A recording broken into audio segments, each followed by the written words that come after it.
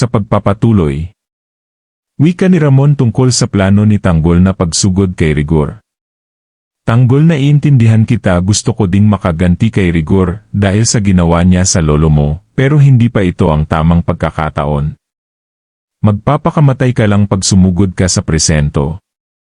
Ipunin mo muna ang galit mo, ipunin mo ang lakas mo para sa mga kalaban natin, at darating din ang araw na makakaganti din tayo, makakaganti ka din sa pagkamatay ni Santino. Samantala patuloy ang pag-uusap ni Ben at Miguelito. Wika ni Ben, magkaibigan kami ni Tanggol noon, Mayor, pero nawala lahat ng grupo ko, namatay silang lahat.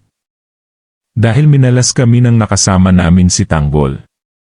Ang kapal ng muka niya para humingi ng tulong para sa akin at magtago mismo sa loob ng pamamahay ko, pero hindi ko na siya itinuturing na kaibigan, siguro ito na ang panahon para makaganti ako sa kanya. Tumawa si Miguelito dahil siya ay natuwa sa mga sinabi ni Ben. Wika niya, now we're talking, Ben. Samantala inaya na ni Gina ang grupo nila Tanggol upang magtanghalian. Wika ni Gina, halina kayo, sige magsiupo na kayo para makakain. Sige na.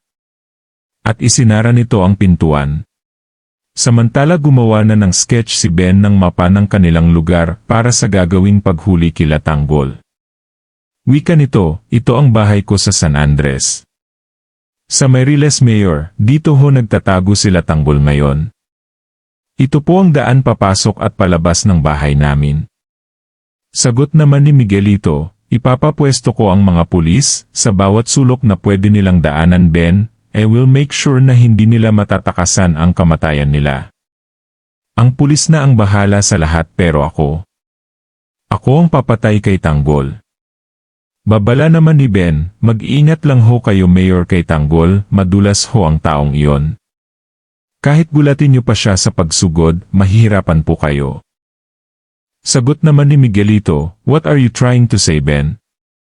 Na hindi ko kaya si Tanggol? Na kailangan na iutos ko pa?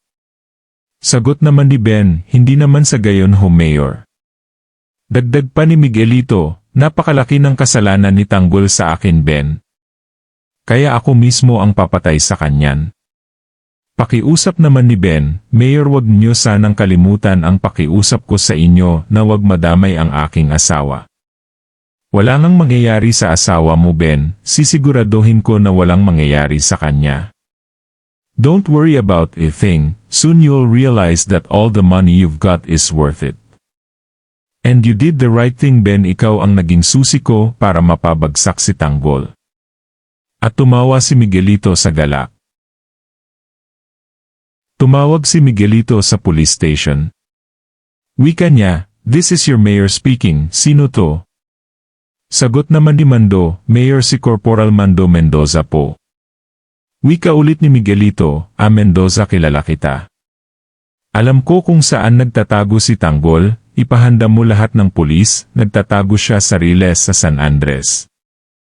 Sagot ulit ni Mando, sige ho, Mayor, kaso wala pa si Hepe rito, ipapaalam ko na lang sa kanya. Sagot naman ni Miguelito, wala akong pakialam sa Hepe mo, Mendoza. Hindi niya dapat malaman ang operasyon na to. Bilisan niyo dahil pag natakasan pa kayo ni Tanggol, sisiguraduhin ko na ikaw ang mananagot sa akin. Sagot ulit ni Lando, sige ho, Mayor, ihahanda ko na ang mga tropa. At ibinaba na niya ang telepono. Nag-uusap ang grupo ni Tanggol, wika nila, nakakakaba, lagi na lang tayong nahahanap ng mga pulis, paliit ng paliit ang mundo natin. Hindi dapat tayo nagtatagal sa isang lugar, dapat umalis na lang tayo dito. Tanong ni Adolfo, Boss Ramon, pero saan naman tayo pupunta? Di mas delikado pag wala tayong pupuntahan. Basta. Marami nang nakakita sa atin dito, marami nang nakakilala sa atin, kailangan umalis na tayo. Sumingit sa usapan si Gina, wika niya, teka, hindi nyo man lang ba hihintayin si Ben? Sagot naman ni Enteng, pasensya na Gina, pero kailangan na namin umalis alam naman ni Ben ang sitwasyon namin. Maiintindihan niya kami. Nagpasalamat naman si Bulldog dahil sa pagpakain sa kanila. Wika pa ni Gina, aalis na talaga kayo? Tapusin na lang muna ninyo yung pagkain nyo. May asikasuhin lang ako sa taas ha. Dito lang muna kayo ha. At si Gina ay pumunta na sa itaas ng kanilang bahay. Si Jackie naman kasama ang kanyang mga bodyguard ay nagmamadali para makita si Miguelito. Pero laking gulat niya dahil wala sa kanyang opisina si Miguelito kaya tanong nito sa secretary. O asan si Miguelito? Nasa presscon pa ba siya? Sagot naman ng secretary, tapos na po. O asan na siya? May ka-meeting po. Wika ni Jackie, Sandy wag mo akong inuuto ha. Alam na alam ko pag pinagtatakpan mo yung mayor mo, kaya magtapat ka sa akin na saan si Miguelito. Sagot naman ng sekretary, ang sabi ho wag daw siyang istorbohin.